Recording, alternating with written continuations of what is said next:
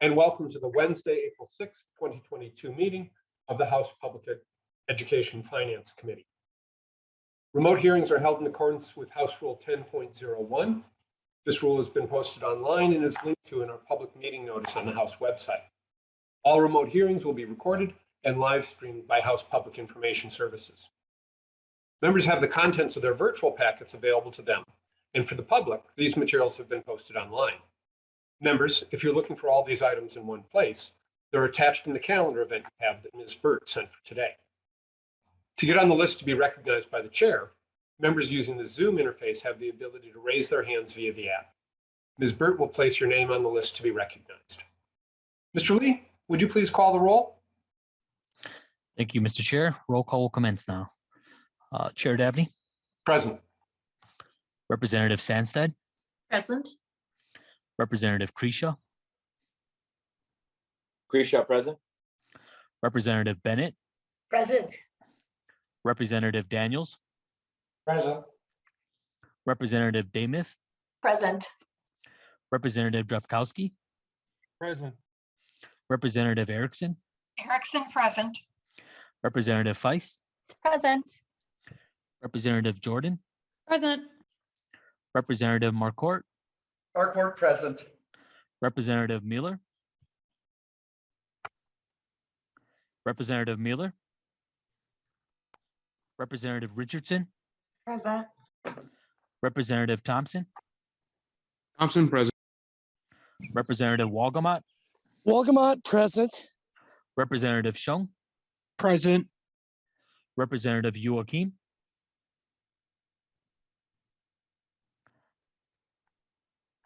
Present. Mr. Chair, report. We have quorum. Thank you, Mr. Lee. Representative Jordan, have you had the opportunity to review the minutes from our Tuesday, April 5th meeting? And if so, would you like to move approval of those minutes? So move, Mr. Chair. Thank you, Representative Jordan. Members, any discussion to the Jordan motion? Seeing none, this is a voice vote. Please unmute. All those in favor of the Jordan motion approving the minutes from Tuesday, April 5th, please indicate by saying aye. Aye. All those opposed, nay. Motion prevails. Thank you, Representative Jordan. Members, today we conclude our official committee work for this biennium with the marking up of the Education Finance Omnibus. Our process this morning will be to first move House File 4300 before us. Then we'll move the DE1, but not take any formal action on it until we consider any amendments to it. The committee will consider taking action on the A9. Then we'll vote to amend House File 4300 with the DE. Those will all be voice votes under our custom and usage. Member questions and discussion are, of course, welcome. Finally, we'll have a roll call vote to send the bill to the Tax Committee. Any questions on our process today? Seeing none, with that, I'd like to pass the virtual gavel over to Vice Chair Sandstead. Thank you, Mr. Chair. Good morning, members. Before we get started, I would like to do a little cleanup from yesterday's meeting. Representative Drefkowski, I am going to call on Ms. Beckel to see if she has an answer to your question. Ms. Beckel. Thank you, Madam Chair. I apologize. One moment. No worries.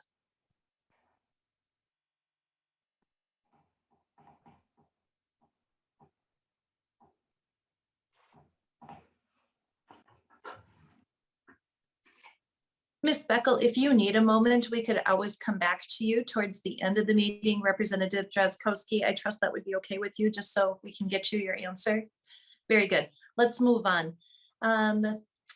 Representative Davnie, thank you for that momentary pause. Would you like to make a motion to move House File 4300 before the committee with the recommendation it be referred to the Tax Committee? So moved, Madam Chair. Thank you very much. Members of the committee and members of the public, we're looking to take a vote on this final motion by 11:55 a.m. today. Now that the bill is before the committee, Chair Davnie, would you like to move the DE1 to be before the committee? So moved, Madam Chair. As a reminder, we did a walkthrough of the DE on Monday of this week, and yesterday we heard from the public about the DE. Now we'll move to marking up the DE. So before we take formal action on the DE, we'll discuss and take action on the A4 amendment. Representative Davnie, I understand you are bringing the A4. Can you please tell us about this amendment? Thank you, Madam Chair. The A4 contains some technical corrections, clarifies that the sites eligible for the community eligibility provision must participate in the program and provide free meals to their students, makes an adjustment to the transportation sparsity aid stream to match the amount on the spreadsheet, and clarifies language relating to the administration of the voluntary pre-kindergarten programs. It is largely technical in nature. Okay, excellent. We will briefly hear from Ms. Beckel to walk us through the items on the spreadsheet that have been adjusted due to these changes. Ms. Beckel.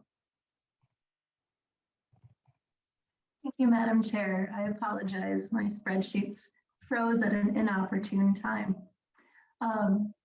I'm going to go ahead and share my screen. There have been only a very few small changes to the spreadsheet.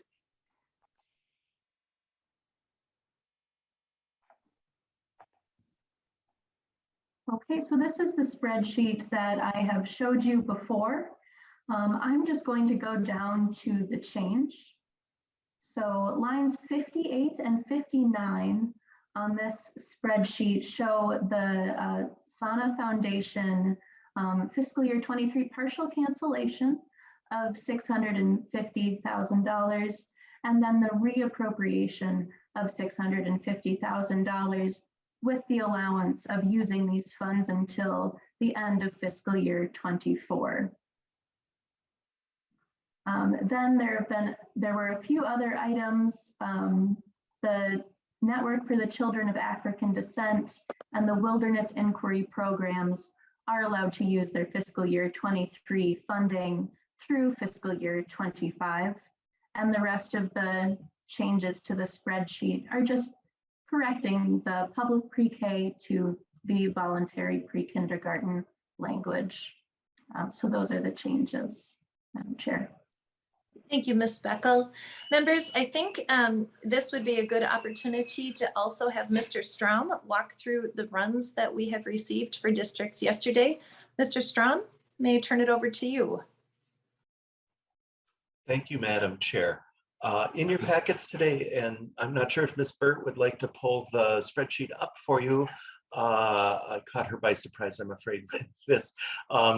In your packet today is a printout, and this is the start of the printouts that you'll see on this bill. This printout is in PDF form for you right now, but we will have the usual lookup table on the committee website in a little bit here, and that will allow you all to plug in a district number and get detailed information on a single page for each school district. I've tried to capture on this printout the primary areas where the aid is changing. The districts are organized in their usual fashion of ascending district order. At the top, the strata, districts are grouped in strata, so you can see some summary information. And as you walk across the printout, the first two items are the special education and English learner cross subsidy adjustments. You can see the average district statewide gets $485 per pupil more on the special education adjustment, and the average district gets $56 per pupil more on English learner cross subsidy aid. The next column is the school support, student support staff aid. This is $110 on average. This is set as dollars per pupil, as you may remember when we went through the bill. So there's not much variation as you look up and down the list. It's really whether the districts are in cooperatives or not that adds a little bit. The next column is the ESP and paraprofessional training aid that averages $7 per pupil. This is based on the count of paraprofessionals at each school site and varies by the school site's relative proportion of paras.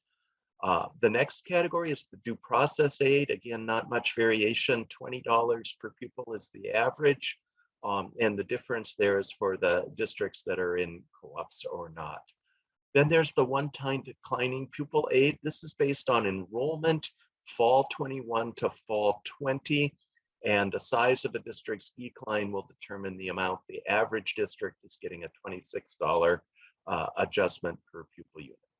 Transportation sparsity adjustment averages $5 per pupil unit, but most districts are not average on this amount. So as you look up and down the printout, you'll see varying amounts by district. For example, at District 15, St. Francis has a relatively substantial change because of their high transportation costs. That will be the general way the transportation sparsity adjustment works, is that a few districts will see relatively large increases. The operating capital increase for the menstrual products is $2 per pupil, so that's the same all the way up and down the printout. The long-term facilities maintenance program, the age index was eliminated, and I've got an estimate of this right now that needs a little adjustment. There are a few districts that choose not to use the full $380 per pupil, and they're showing up as getting the full 380, though their boards would likely make the decision not to use the full amount. But here again, the adjustment is the elimination of the age index, and on average, a district is $7 per pupil better off. Then the next to last column is the increase per pupil. The average district's going to be receiving an additional $719 per pupil. And depending on those first 8 characteristics, those amounts will be larger or smaller than that. And then the last column is adding these all up and getting a total.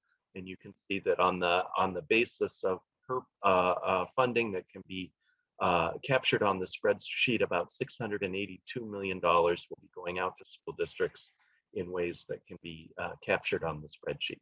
One last word, I was reminded this morning that I missed the adjustment for the American Indian education minimum school size being increased, and on the next version of the printout that I do, that'll be included as well. So Madam Chair, members, that's a quick summary of the district by district printout. As I said, this is the PDF, and the lookup table should be on the website in a couple of days. Thank you so much, Mr. Strom. Members, is there any discussion to the A4? Okay, hearing none. This will be a voice vote, so please unmute yourself. All of those in favor of adoption of the A4, please say aye. Aye. Aye. Opposed, same sign. Hearing none, the A4 amendment is adopted. Seeing no further amendments to the DE, we will move to a voice vote to adopt the DE1 as amended. Members, just a reminder, this is not the final vote on the bill. Are there any questions? Okay, this again will be a voice vote, so please unmute yourself. All of those in favor of adopting the DE1 as amended, say aye. Aye. Opposed, same sign. Hearing none, the DE1 as amended is adopted. Our final motion will be to refer House File 4300 as amended to the Tax Committee. Is there any discussion to House File 4300 as amended?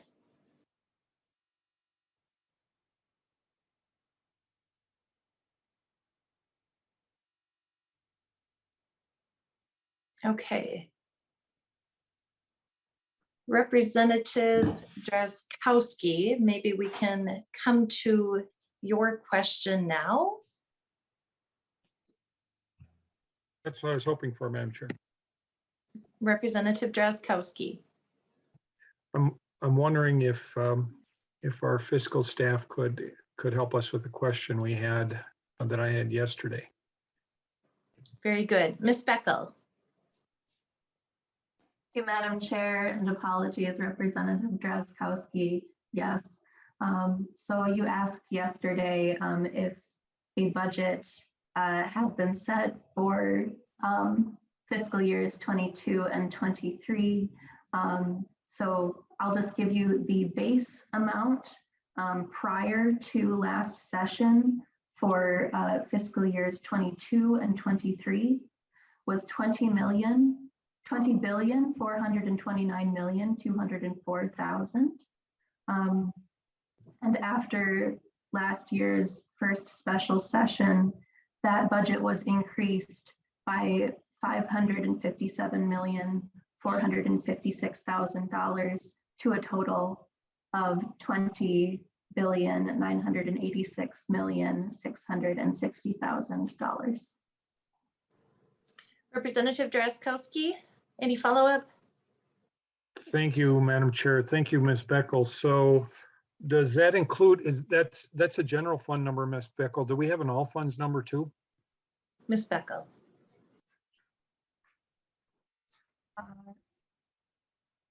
I believe that the only additional changes that were created in last year's first special session were expenditures from the special revenue fund that were transferred in from the general fund. So as far as changes, no changes to state dollars. Representative Drazkowski. Thank you, Ms. Beckel. Ms. Beckel, do we know what the all funds expenditure is for the education finance area? Do we know what that number is? Maybe you don't have it before you. Ms. Beckel. Thank you, Madam Chair. I can definitely get back to you on that number. Are you asking for federal funds and local levy dollars as well? Representative Drazkowski. Well, I'm not sure what I'm asking, Madam Chair, Ms. Beckel. I'm just, I'm looking for what the all funds spending would be, including federal funds, special funds, and other funds that normally is included in the all funds number. I don't think that local levy dollars are normally included in that, but it just appears, and I will work with Ms. Beckel members offline because I know there's other things happening here. But we had a huge increase in spending as part of this biennium that was included in last year's budget discussions. And I think I heard and saw in a spreadsheet that this proposal before us will increase spending on top of the $500 million increase that was proposed and passed by in the last session, another 1.1 or $1.2 billion more. So we're going to take and triple the increase in the biennium, and that's what is being proposed before us today, is to triple the increase in spending. And I just think, Madam Chair and members, that this race by the Democrats to spend as much of the people's over collection in taxes that's accumulating in St. Paul as fast as they can is out of touch, out of step, and with Minnesotans and where they're at. They realize that our budget is fully set for the biennium. The government has all it needs. And when they see this legislature, at least in this House and the legislature, bringing proposals to spend, and disregard them, the people, the hardworking people of Minnesota, who are having too much money extracted from their wallets by this legislature, to take this money then and spend and triple down in the spending. I think that is what's going to lead to Democrats no longer having gavels next session, and for them to, the people in Minnesota, to render their decision, like similar to the decision that's being rendered here in a few minutes, They will render their decision next fall, and that will be to set a different course, a course that finally begins to respect them, the people of Minnesota that make this state go. So with that, I thank you for your indulgence, Madam Chair. Thank you, Ms. Beckel. I'll follow up with you and others offline and get a better grasp of not only the raw number in these huge expenditures that happen both in the general fund spending and the all fund spending, but also the percentages to help Minnesotans better understand what the pursuit in this race to spend their money means in terms of their ability to compare that against what they have going on in their real lives. Thank you, Madam Chair, and thank you, members. Representative Damon. Thank you, Madam Chair. And I do have comments specifically on the pre-K proposal. Well, I believe that is well-intentioned. I believe that this will further decimate our family child care providers who now will be actually competing with their local school districts. It's not realistic that school districts will view family child care providers as their partners in pre-K. This proposal will make private providers an extension of our local school, public school district, with private provider participation at the mercy of the Commissioner of Education's allotment. A serious proposal to improve and expand early learning would build on the successful Early Learning Scholarship Program. We know that early learning scholarships are a proven, flexible tool for parents to choose the provider that best meets the needs of their children and of their family. Thank you for the opportunity to make a few comments, and I will be a no vote on the bill this morning. Thank you, Madam Chair. Thank you, Representative Damon. Representative Joachim. Thank you, Madam Chair. And I want to thank the committee for all the work that they did on this bill. This bill combines a lot of the great ideas everyone on our committee had. And I think it really gets to the heart of what we need to be talking about, and that's our kids. I know there's a lot of talk about, oh, we set the budget last year. What you have to remember is that we've underinvested in our schools over the decades. A 2% increase in formula does not get you very far when inflation is over 4% the majority of the time. We've heard from parents before the pandemic and after the pandemic that they want more focused attention in their classroom on their kids. They want to make sure that they have what they need to succeed. We've had mental health issues among our kids before the pandemic. The pandemic exacerbated everything in our safety net system and highlighted the inadequacies we've had all along. This is an investment in our future. This is an investment in our kids, and it's absolutely necessary. If folks look at the last 2 years as just normal and we already set the budget, I'm not even sure how to talk to you. But we need more, our kids need more, our kids deserve more. And that's what our parents have been asking us. And this bill hangs with all the rest of our budget and the investments we're making across the state in housing, in our healthcare, in our roads, and the biggest property tax cut we've had in 2 decades in Minnesota. So I encourage members to look at this as part of a big picture in investing in Minnesotans to make sure we're on the right track for the future. So thank you, Mr. Chair. Thank you, Representative Joachim. Just for our members and the public, I want to note that Representative Mueller has joined us. Representative Erickson. Thank you, Madam Chair and members. Former Representative Matt Intenza used to say it's a sad day in Minnesota. And for me, in regard to what I just heard from Representative Joachim, this is a sad day for our parents and for our students, because this is primarily, and I'm going to focus on policy, primarily a policy bill where the decisions are mandated through the department, through bureaucrats. And, looking at the data from the 2021 testing, and I know the MCA is just one measure, but it's a very important one because it's based on teaching the standards, the benchmarks, testing on the benchmarks of the standards.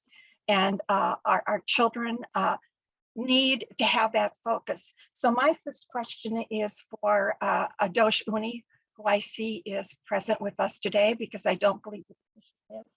So may I ask him a question, Madam Chair? Absolutely. Representative Erickson, your question? Thank you. Mr. Uni, I know that the department created the COMPASS program to recover lost learning. And looking at the data from the 2021 MCAs and the dismal percentages that we have for our minority students, what has changed in our schools, our districts and charters based on the COMPASS program? And could you delineate for us some of what might make a difference to recover this lost learning? Because it's going to take years. Mr. Uni? Madam Chair, committee members, Representative Erickson, thank you for the question about the impact for the work that we've been doing through the pandemic, before the pandemic, with support from our federal funds and what we're trying to achieve with the proposal through the Due North Plan. For the COMPASS, for our COMPASS plan, we have been able to create a team that has had a focus on core academic subjects, working in partnership with our regional centers of excellence and our co-ops to be able to deliver best practices as well as technical advice and assistance in terms of implementation around evidence-based strategies to improve our academic outcomes, as well as social, emotional, behavioral outcomes for our schools. I will say I don't have any data right now on me around what the impacts have been because of that work. I will be happy to go back and talk with our assistant commissioners who oversee this work. But what I would also like to point out is that there are several proposals in Representative Davnie and Representative Richardson's omnibus bill here that will go towards improving the outcomes for our students in a range of areas. There's a focus on one of the areas I think that everybody here is interested in, and I know over in the Senate, is the Bold Literacy Plan that'll have an intensive focus on literacy outcomes for our students and providing not only supports for teachers to be able to implement those strategies, but also bridging that knowing and doing gap. So being able to provide resources for administrators to help implement those programs, as well as partnerships with our regional centers that we know do great work. But also looking at investments in special education, looking at investments for English learners, providing a range of supports for our schools to be able to implement those supports that we know that our students needed before the pandemic, but that have been exacerbated, the needs that have been exacerbated by the pandemic. Representative Erickson? Thank you, Madam Chair, and thank you, Mr. Uni. I'm hopeful that there are some things that are changing in our districts and charters in regard to achievement. But I'm very concerned because even when we look at literacy and BOLD, as you're calling it, or letters training, it takes teachers a long time sometimes to really perfect those techniques to use, that strategy to use, and to change their focus from what it was earlier to what it is now. So we're going to experience years, I'm afraid, for some of our students, especially among our minority communities, to recover this lost learning. And so, the fact that the department has made some decisions and will continue to make decisions based on the mandates in the bill without consulting parents, without really focusing on the student need, not wants, but need, is really concerning to me, because our obligation as policymakers is to really focus on that. And when you talk about special education, that's money. But we have a convoluted special education funding formula, or actually it's formulas, and we've had no discussion on how to take care of the cost drivers. We've had no extensive discussion on what we should do about the census profiles that were put in by Representative Markwart back in, I think, 2019. So there are so many things that we should have focused on this session that would really, really help our learners. And for that reason, I continue to have concerns. But I think, Madam Chair, Mr. Uni wants to respond to me before I continue with my questions. Mr. Uni? Mr. Uni, you're muted. My apologies, Madam Chair, committee members, and Representative Erickson. I appreciate you bringing up the family engagement, listening to parents. I do want to make clear that in several of our proposals, family and parent engagement are a central component. One of the things that we did with our package in general is engage Minnesota constituents, and a lot of the proposals that are represented here in Chair Davnie's omnibus bill are reflective of conversations that we've had with parents about what they need. I'll just point out the mental health package is one of those. So it's not just proposals that the department and the governor and lieutenant governor came up with. They are reflective of conversations we had with parents, but also we used federal funds over the summer to be able to start building out our public engagement team. And a core component of our public engagement team is communicating with parents and being able to help reflect back their concerns and their needs to help improve the lives and trajectories of their students into the work that we do every day, as well as the proposals that we come to you all to try to find support and collaboration on. Thank you. Representative Erickson. Thank you, Madam Chair. I will continue just to make some comments. And I know I have worked with Mr. Odi, so I know that he does his best to answer my questions to the best of his ability. But it's still very much a decision-making by bureaucrats in this proposal, and that shouldn't happen. Stakeholders is a word to use, but it doesn't necessarily mean that parents responded to what's in this proposal. I find that there are no provisions to protect our students when we have situations like the Minneapolis strike. And that should have been concerning to us, considering that those children were out of the classroom at least 2 weeks and have lost that learning. So there should have been some proposal brought forward that would protect our children in cases like this. I mean, what is going to happen to those children as they're left behind? As I mentioned before, no special education improvements. I hope that when we're on the floor, Representative Marquardt will answer some of my questions that I have concerning the census count that he proposed back in 2019. And it's supposed to be working right now, but I don't know if we are identifying more children because of it. Are we spending more? We don't have answers to those questions.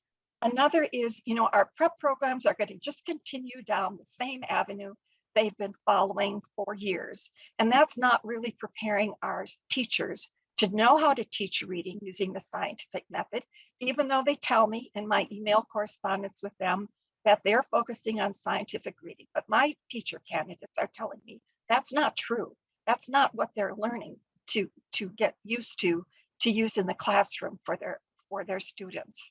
So we need to take, or you need to, because I won't be here, a deep dive into what is happening in these preparation programs, that they aren't focusing on what is really needed for teaching our children how to read so that they can read to learn in their later years. And sometimes their later years go into high school. So the concentration of making sure we focus on literacy all the way into high school is necessary. I recall the days when I taught reading to 8th and 9th graders. And, I was just amazed at how far behind they were. And that's really decades ago that I worked on that, trying to get them up to grade level. And finally, there's no accountability for either the Department of Education or PELSB. And nothing in this proposal that's really going to focus on the accountability that we should be holding them to for accomplishing, for example, for MDE, all these mandates that are really going to be driven by the department.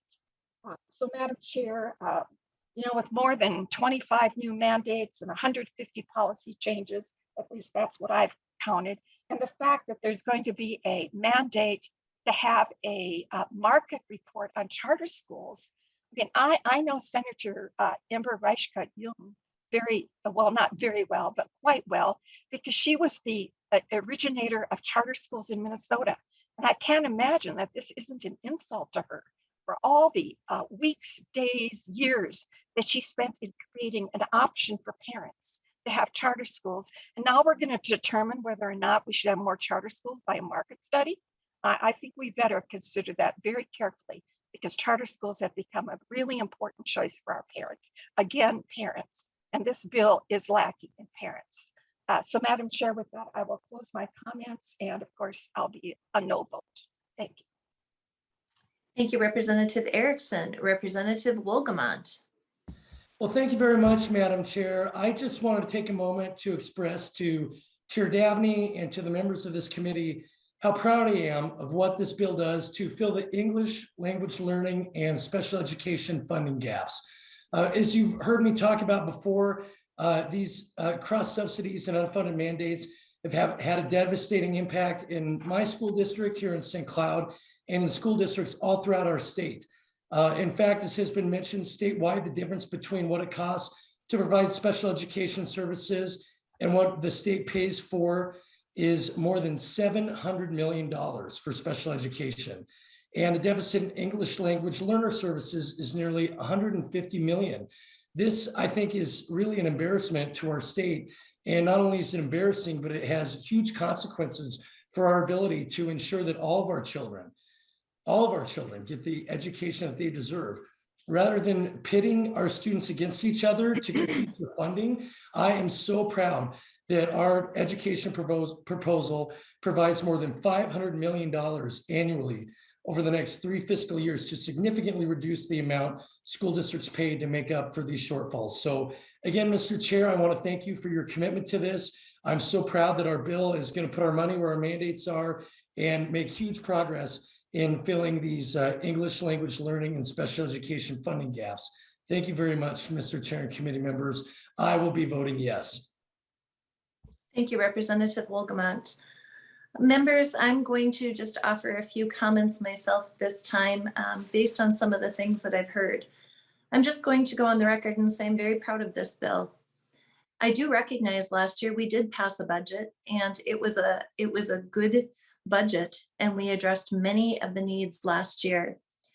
But as we know, life changes. Life is very fluid, and we as a legislature need to be responsive to the needs of our schools, our students, the districts, the families immediately.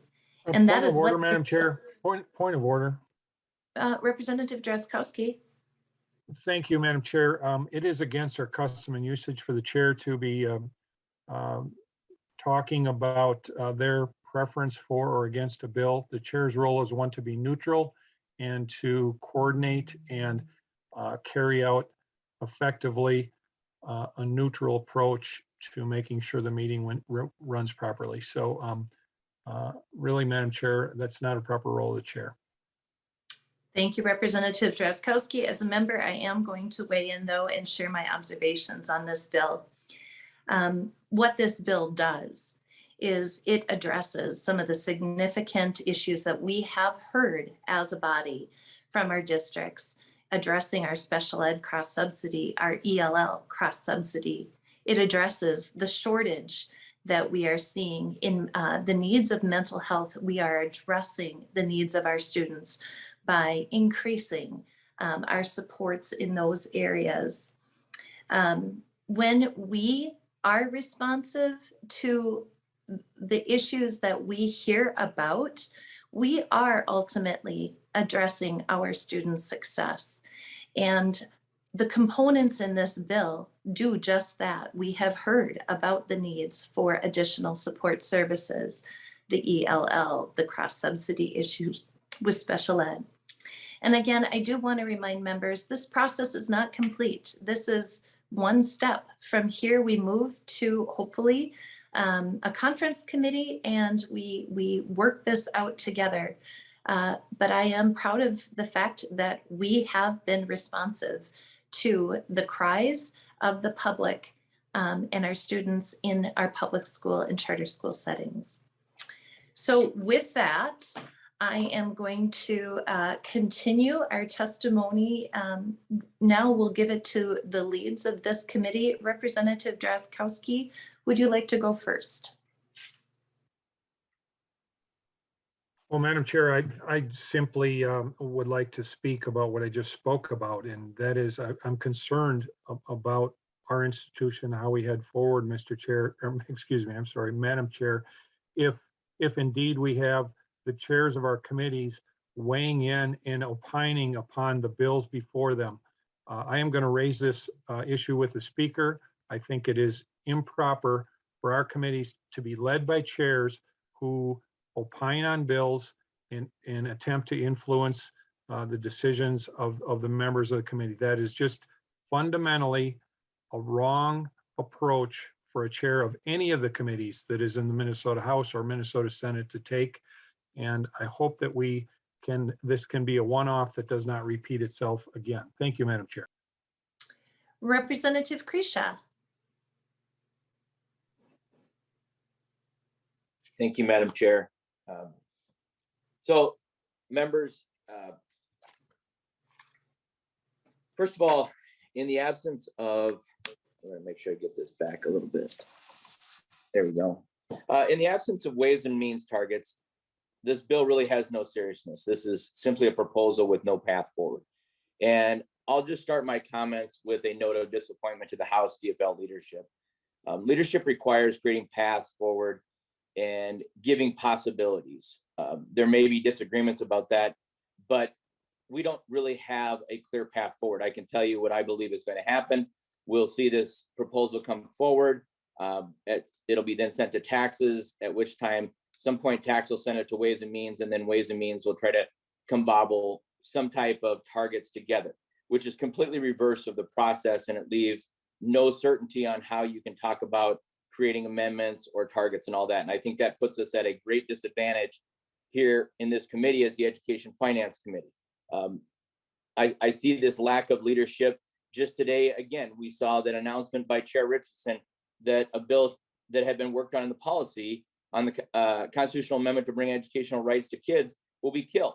And that once again, I believe the House leadership in Ed, Minnesota has worked to make sure this bill cannot come forward, which connecting the dots here shows we're really not serious about how we're going to put this together in the House DFL leadership. That coming to our work in this committee, we were not giving a fair process. And so here we're going to send this out and end up doing all this in the House floor with targets that nobody really knows that they exist. But here we are. And so in the spirit of the theater of the absurd, I will play my role in the theater, and I'll give my comments on what I see in this bill. According to the district runs, Minneapolis and St. Paul gets $1,200 per pupil, while statewide average is going to be $719.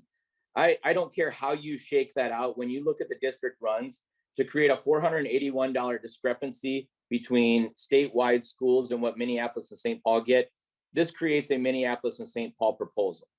And I cannot and will not go back to my districts and accept to my superintendent's parents that they are to be treated as second-class education systems when we have a $481 per pupil discrepancy. We are widening the gap and not shortening it. We are creating more chasms, not equalization. And those of you that are going to go back to your districts and tout this, good for you. But remember, you're basically saying to them, we had to take this because this is the best we could get. And oh, yes, I know you're getting $481 per pupil less. This is not an ed funding bill, folks. This is a bribe to accept egregious mandates all the way across the board. And when you look at this bill, there's a mountain of mandates. And I'm just going to touch on a couple of them. We have come out of a situation where loss of learning and school for our kids is the #1 concern. We see graduation rates still teetering, and we see achievement gap scores that are abysmal, that have no direction in the right way. MDE cannot ensure us or cannot guarantee to us that they've actually worked on even the simplest provisions that were put in place by Representative Marquardt and his work in previous education bills. And we saw that deficiencies. And now we're putting more mandates in place. And let me just talk about a couple of them. And let's just focus on the ethics studies mandates. And these are mandates. These are standalone mandates with expedited rulemaking. And we're in a situation where none of these mandates improve what we know on the reading, writing, and math scores on how this is going to help us in a skills-based economy. And let me just pause for 1 second, because there's ethical studies that include transgender student inclusion. And let me just put this out here. Lots of us, many of us have lots of personal conversations with the transgender community and the understanding and compassion and the support that needs to go to many of these families and neighbors in the transgender community. The last thing we should be doing is using this as a political divide and a pawn for these transgender youth. There are conversations to be had with these families, and what we should quit doing is talking about them, forcing mandated studies, and just simply talking about them like they are a different class of our society. We should be talking with them, and while there may be disagreements about how certain things are handled, there is room for compassion and conversation, and we as a legislature have to stop talking about classes of people like we know better and we live on this pedestal. There are families with all sorts of situations that we need to talk with and not about, and think that we're so good that we can create rulemaking and curriculum that solves those conversations. We are tearing families apart. We are tearing we're making the dysfunction of what happens at the organic level incredibly divisive. And we're all going to find it in November. And if you're not finding it now in your own elections and not realizing that we're part of the problem, then this all stems back to the fact that we can't even put a serious proposal together. We have expedited rulemaking that goes to the Department of Education that leaves out parents. Student discipline and recess. This is a terrible idea. As a teacher, I know one of the number one things I needed to do was build trust with students.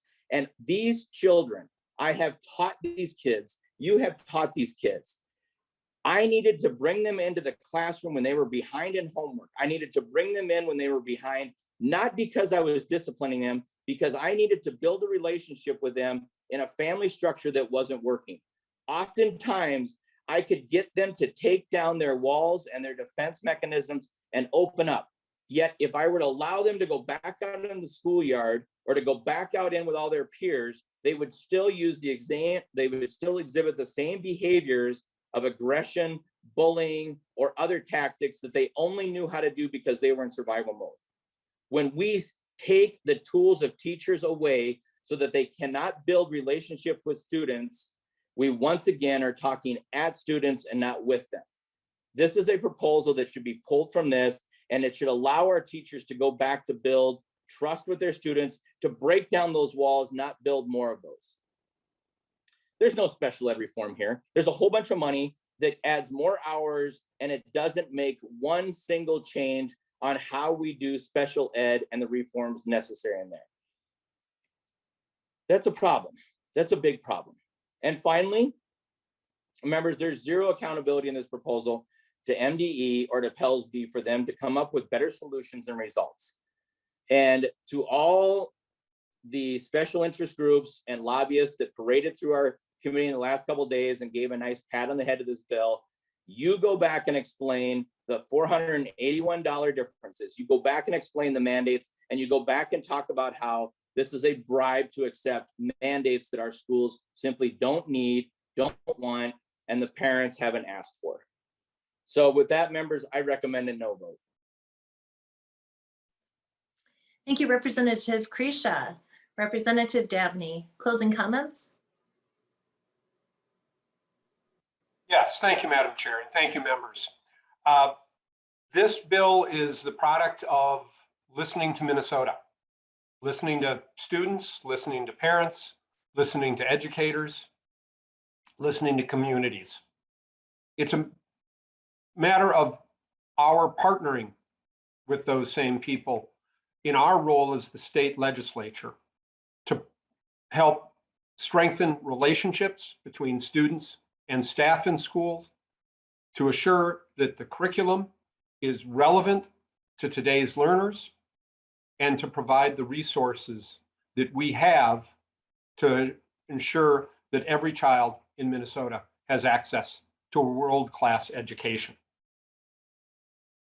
We, first of all, pay our bills.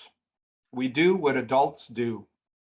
We get up in the morning, we go to work, come home at night, and we pay the bills.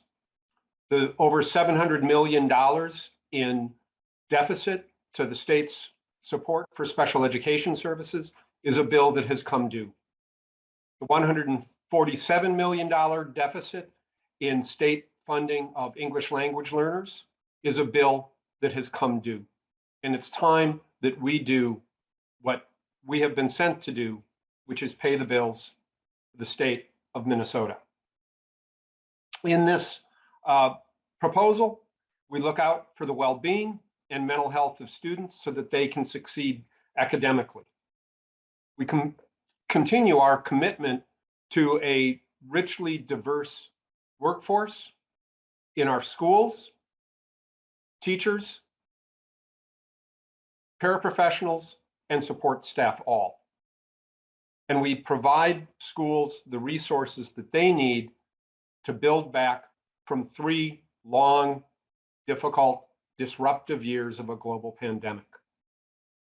It's through this work that we assure that Minnesota, all of Minnesota, can thrive in the future. Members, I ask for your support for House File 4300 as amended. Thank you, Representative Davnie. Right now, the CLA will take the roll call referring House File 4300 as amended to the Tax Committee. Mr. Lee. Thank you, Madam Chair. Roll call voting will now commence. Chair Davnie? Davnie votes aye. Chair Davnie, aye. Representative Sandsted? Aye. Representative Sandsted, aye. Representative Kresha? Kresha, no. Representative Kresha, no. Representative Bennett? No. Representative Bennett, no. Representative Daniels? Daniels votes no. Representative Daniels, no. Representative Damith? No. Representative Damith, no. Representative Dravkowski? No. Representative Dravkowski, no. Representative Erickson? Erickson votes no. Representative Erickson, no. Representative Feist? Aye. Representative Feist, aye. Representative Jordan? Jordan, aye. Representative Jordan, aye. Representative Marcourt? Markford, aye. Representative Marcourt, aye. Representative Mueller? Mueller votes no. Representative Mueller, no. Representative Richardson? Aye. Representative Richardson, aye. Representative Thompson? Representative Thompson? Thompson, aye. Representative Thompson, aye. Representative Walgamot? Walgamot votes aye. Representative Walgamot, aye. Representative Shong? Aye. Representative Shong, aye. Representative Joachim? Joachim, aye. Representative Joachim, aye. Madam Chair, I report to you, we have 10 ayes and 7 nays. Thank you, Mr. Lee. Hearing 10 ayes and 7 nays, the motion prevails and Rep. Davnie renews his motion to refer House File 4300 as amended to the Tax Committee, and that staff be directed to make any technical corrections as necessary. Members, before I hand the virtual gavel back to Representative Davnie, I just want to say thank you to all of you for your work in this process on this bill, and a very special shout out and thank you to our staff who has worked so hard to get us the information necessary to do our work. And with that, I will give the gavel back to you, Representative Davnie. Thank you very much, Madam Chair. I appreciate your work these last 3 days taking on the chair role. Members, this is the last scheduled hearing of this committee. Any future hearings will be at the call of the chair. At this point, I do not anticipate any, but if you haven't been paying attention in the last few years, surprises can occur. As Representative Sandsteed said, we need to remain fluid. Life changes. So I do not anticipate any future hearings, but future hearings will be at the call of the chair. I want to take just a moment and thank 3 staff members in particular who sit in the back and are less public in their support for the committee, but thank them for all of their work. Our committee revisor, Cassandra McGinnis, our House Public Information Specialist, Chris Carpenter, and our House Writer, Pratik Joshi. Again, thank you for your work supporting and communicating the work of this committee. Members, today marks the last Education Finance Committee hearing for 3 members of the committee, all of whom are not seeking re-election this fall. And I want to honor their work and give them a little opportunity here to talk about their experiences and their leadership over the years. The 3 of us, since I am one of them, Representative Erickson, Representative Marquardt, and myself, all came to this body as educators. We're all classroom teachers, but I wanted, as well as legislators, but I wanted to start with Representative Erickson. Give you any opportunity you may want to take to, like I said, reflect on your time here, your leadership, your classroom experience. Representative Erickson, the place is yours. And Mr. Chair. Representative Krisha. Thank you. I didn't want to, I apologize for interrupting, but I do want to actually tee up Representative Erickson. When I came in, oh, please. I just would like to say a couple of comments of her being an incredible mentor and friend. And my first memory was I voted against her in a committee when I was on ed policy as a young minority member. And to use an appropriate analysis, she kept me in from recess and let me know why I shouldn't do that. And, but we had a great conversation, and it wasn't that she said I shouldn't do the vote. What she just said was, you know, we're a team. Please let me know so I can help with the conversations. And I have taken her words to heart. I've taken her mentorship into my soul, and it is what I use as I go forward. So with that, Representative Erickson, I hope you offer a couple comments, and I just wanted to thank you for being a mentor to me, to our caucus side, and the conversations to the education community as a whole. Thank you, Representative Krisha. Representative Erickson. Well, thank you, Mr. Chair, and thank you for your years of service too. I know we can sound a little bit brutal when we're making our comments in regard to omnibus bills especially, but I know that we've had a respect for one another. I was first elected in 1998 in a special election, so I had 2 elections in 1998, one in January, one in November, and served then until 2008 when I lost my re-election and actually thought I retired. But my voters had something else in mind. So I ran again in 10 and have served till now, when I was paired with my former student and our great teammate Kurt Dowd, and said it's time to retire finally. So that makes 23 years for me. I had 11 at the beginning, and I had 6 years in the majority and 5 in the minority during those 11 years, and worked very closely with Representative Mariani.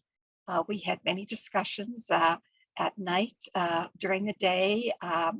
We went back and forth between our offices to talk about policy. Again, we had great differences, but we got along really well and respected one another. So that was enjoyable for me. When I served in the minority, I was a vice chair for a short time, I think for one session. Well, before the 2006 and 2008 elections, when we lost our majority. When I came back after the 2010 election, half and half, 6 years in the majority and 6 years in the minority. And 6 of those years, I was the chair of policy. And of course, I reveled in that because I love the classroom. And when I ran in 1998 in the special election, it was under protest. I did not want to leave my classroom. I told my predecessor, who wanted to become my first predecessor, who wanted to become a bureaucrat, that, and I had been his campaign manager, but that was not the place for me. The place for me was with my students.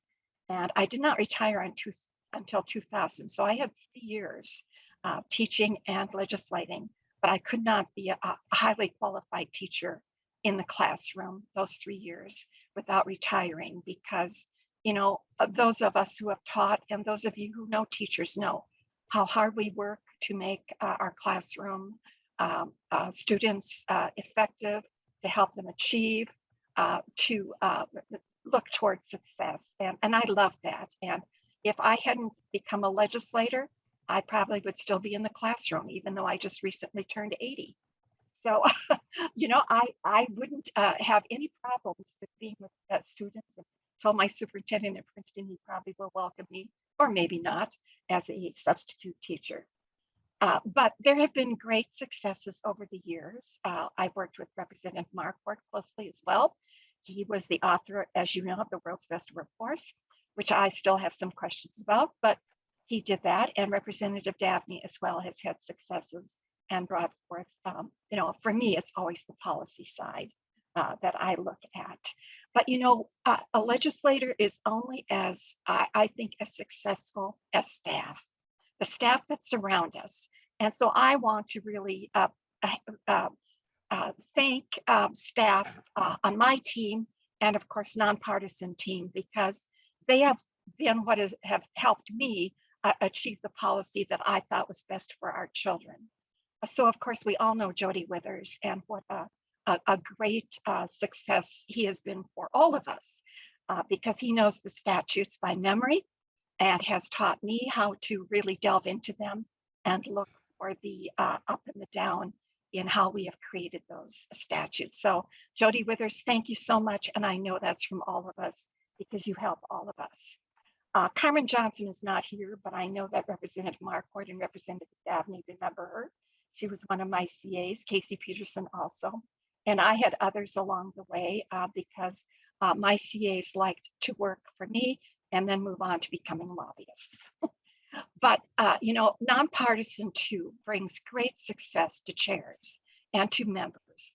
And of course, Mr. Strom has bailed me out many times with financial issues that I've had in my district. I will never forget the help he gave me for Ogilvie, who was in a maximum effort situation where it was going to cost them a lot of dollars, and we worked out some legislation to help them survive, and I was so grateful for that. Lisa Larson preceded Christina Para, and of course I worked many, many years with her in the majority and the majority. And she's one of the reasons I have that special section on parents' rights. We created that together. But I'm so grateful for Christina Para, because Christina Para has just been I think, a godsend to our nonpartisan in the way that she writes legislation, in the way that she helps us correct so that we're more specific, we're not vague, and we really say what we're intending to say. And so, Ms. Para, I really thank you for all the help that you gave me. In fact, I am tearing up a little bit because I was so grateful for how you helped me achieve the reformation of teacher licensure. We worked so long on that. For those of you who don't know it, when I counted up the hours that Ms. Para, Mr. Withers, and I and others spent, it was close to 1,000 hours that we spent in trying to achieve that. And I can't forget Senator Pratt as well and his staff, because we worked on that. And we worked with Governor Mark Dayton. And of course, we worked with Commissioner Brenda Cassellius. And, together with all of that, that was just almost insurmountable, but we achieved it. And I think that it's going to pay dividends. And so, Mr. Chair, with that said, and to thank my team and also those on our committee with whom I have served over these many years, this has been an honor.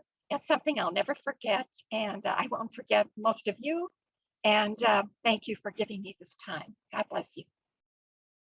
Thank you, Representative Erickson. And Representative Erickson, you mentioned Carmen Johnson, and one of my more distinct memories of when you were chairing education policy was one day as committee was gathering but had not gavelled in yet.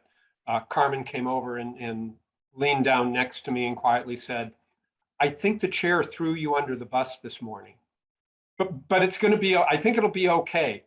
And in fact, what it was you were asking me to carry a more challenging piece of legislation that we then worked on a fully bipartisan basis with you as second author.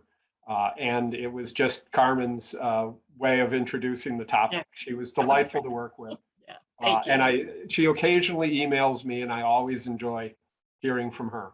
So thank you. Thanks. Representative Marquardt, you are not only ending 22 years here at the legislature, but a longer life of public service, having served locally in Dilworth. And you are doing the somewhat unexpected of returning to the classroom next year, full time. I'm not sure if you're going to be able to remember how to teach in February, but I imagine it's in there somewhere. So you are past chair of this committee, as well as a longtime member, and I want to offer you the opportunity to reflect and share as well today. Chair Marquardt. Well, thank you very much, Chair Davnie. And, you know, you and I came in both in 2001, and we sat next to each other on the House floor that first term. And I have really appreciated and respected and valued your work in all committees, but especially here as chair the last 4 years on this Education Finance Committee. Thank you for your great work on behalf of Minnesotans. And I still remember my very first committee meeting ever in the legislature in January of 2001 was education policy, and the chairperson was Harry Mears.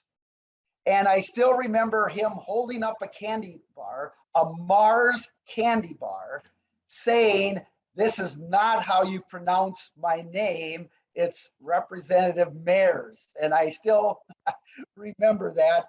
And, you know, I mentioned him too, because, you know, one of the things he said that I remember is that he said our state's most precious resource is our young people. And when you think about that as kind of a phrase to guide you for the next 22 years in the legislature, I think it was a good one. But I've always very much been honored and enjoyed serving on the Education Policy and Education Finance Committee and chairing it for some time. And just really some thank yous. And, you know, thank you to the staff, as Representative Erickson mentioned. Just tremendous.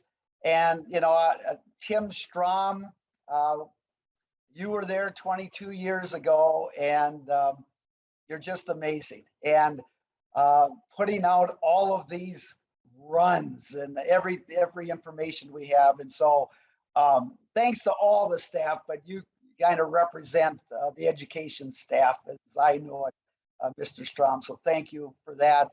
I really want to thank my students. As Chair Davnie mentioned, I'm going back for my 40th year of teaching this fall.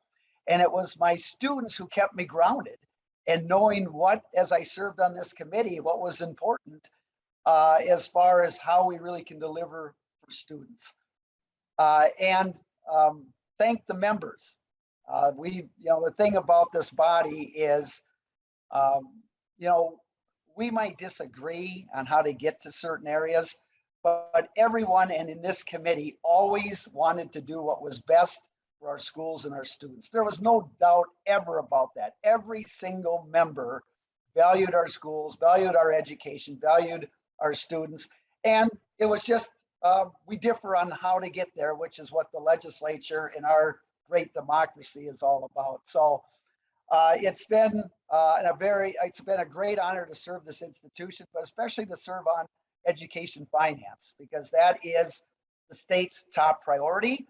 We back that up because that's where we put our money, is in education. And that Minnesota's always been known as the education state. And all of the members that I've served with on this committee has always moved to point us in that direction. So thank you, Mr. Chair. Thank you. It's been an honor to serve. And a pleasure to serve with you, Chair Marquardt. Members, I'm going to take a few minutes, and I think you'll hear some of the same gratitude that you heard from Representative Erickson and Representative Marquardt that I will expand on a little bit in my own thoughts. So I want to start by thanking the Speaker for entrusting me with this gavel these past 4 years. It is the state's top priority, and to have had that gavel is very meaningful to me. I also want to thank the members on both sides of the aisle who have served on this committee or presented bills in front of this committee for trusting me with my leadership of this committee. I want to thank the educators of the state who wake up every morning and wrap their arms around the children of Minnesota. but then also step forward as leaders in the interest of their students, in the interest of their professions, and come here and advocate, whether that's directly or indirectly. It's been an honor to work with educators and advocates over the years to protect and support children with disabilities, to create dedicated funding for dual enrollment opportunities to make college more accessible for all students.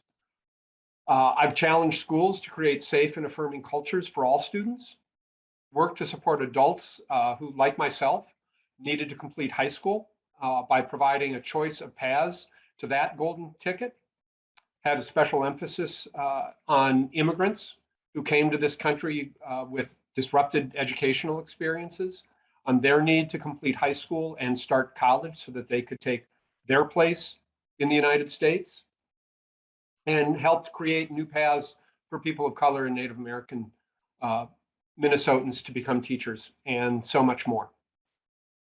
Throughout that, I've attempted to assure that the needs and voices of our richly diverse community and state were heard in my work and the work of this committee. It's been an honor and at times a challenge, and often an opportunity for personal growth that I'm grateful for. This is where I pick up and on the gratitude to staff, the nonpartisan, the quiet staff behind us that I've already mentioned, but also the committee staff who we all interact with and the public occasionally gets to hear from.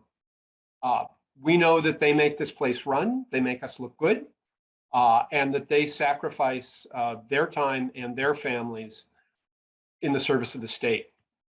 Chairing a committee like this provides a much greater and closer appreciation of the work that they do.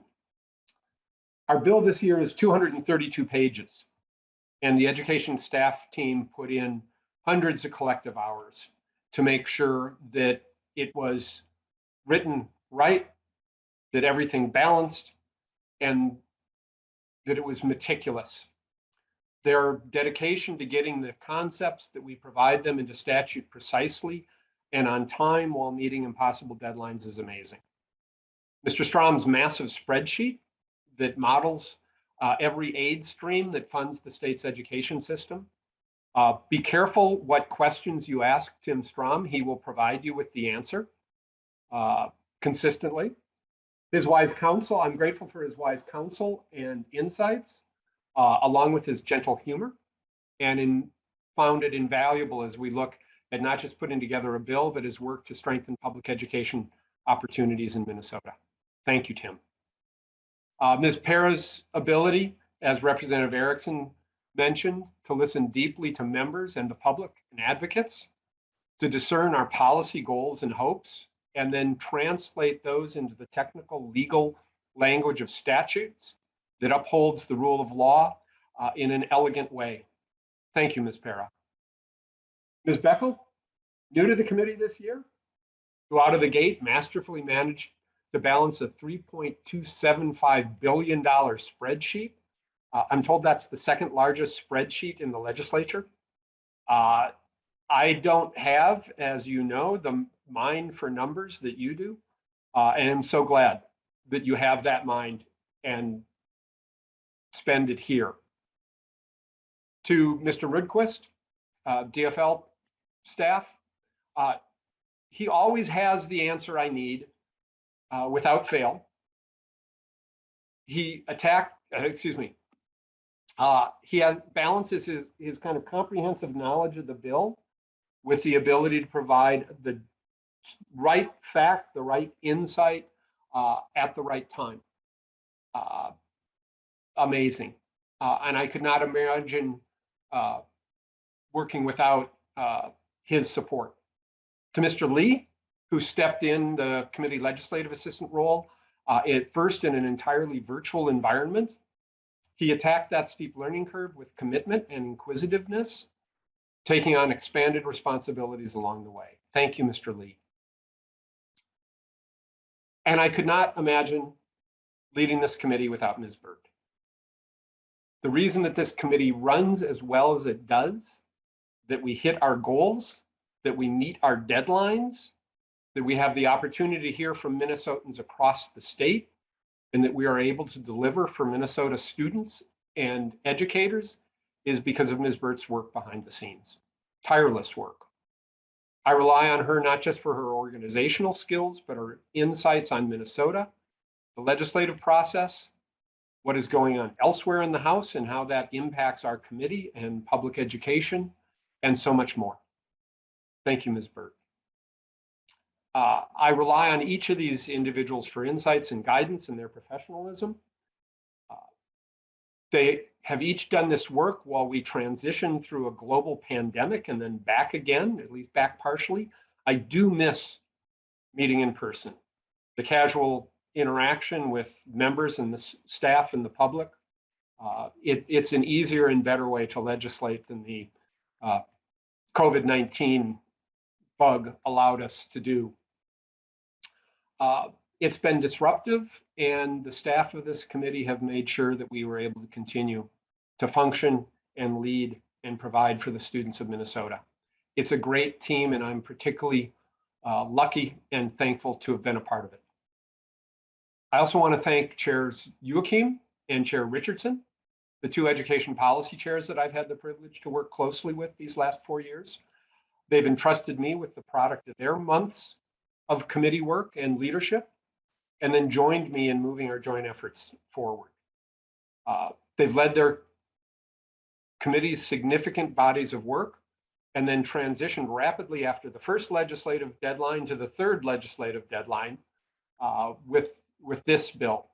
I've learned much from the both of them, their tenacity, their insights, and their leadership. Thank you. I first came here 22 years ago, as Representative Marquardt indicated. I was a middle and high school social studies teacher with an infant daughter. I was a union and community activist and leader. That daughter's now in college, looking at her last year at the university. My daughter and son have never known a time in their lives when dad wasn't in the legislature and wasn't wanting to talk to them about school. That'll be a change for them. Public education was and is my passion and my commitment. As a high school dropout myself, I know what it is to live without an education and to find doors of opportunity closed. And I think that that has been a significant motivator for me. So education has been my path. It's been bumpy occasionally. And I've tried through my work on this committee over the years to make that path more open to others. I've always thought that it is in this committee that Minnesota gathers to discuss the well-being of its children and families and to create a future for all of us together. I can't imagine more important work. It's now time for me to step aside and let other voices come forward. I've witnessed a remarkable transition, particularly these last few years as it's accelerated, one that I hope will continue, of new, more diverse and representative leadership stepping forward in Minnesota and into elected office. That is as it should be, assuring that everyone has a seat at the table and a voice that is heard. We do our best collaborative work for Minnesota when we hear the mosaic of voices from across our communities. We do the work of this committee and this state better with everyone at the table. Members, it's been a privilege to serve in this body and to chair this committee these last 4 years. I thank you for your time, your attention, your commitment, and your patience.